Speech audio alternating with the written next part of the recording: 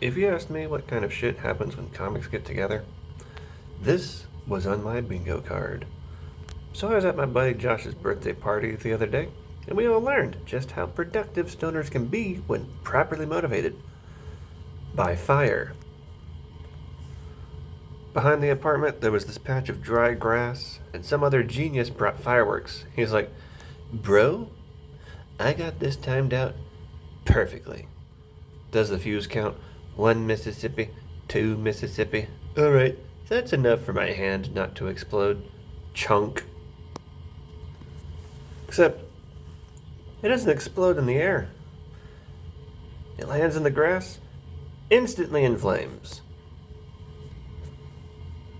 Josh bursts through the door like, "Dude, there's a huge fire." You know, nobody ever says there's a huge fire and it's not a huge fire. Yeah, that raging inferno looked like someone's doghouse got raptured. Then, everyone became a volunteer firefighter, grabbing bowls, pots, pans, tea. I grabbed the fucking fire extinguisher. They're yelling, "Dude, aim it at the base of the fire." No shit, I know. I'm the one who thought of it. I pull the pin, squeeze the trigger, and it actually works. For about 5 good puffs before the fire just says, "Nah." Yeah, an empty inhaler would have been just as effective. Then the guy who caused the fire tried to stomp it out. Came back looking like an 18th century chimney sweep. At that point, the last thing I could put water into was the blender we'd been using for cocktails. So I just ran back out. "I brought cocktails, everybody."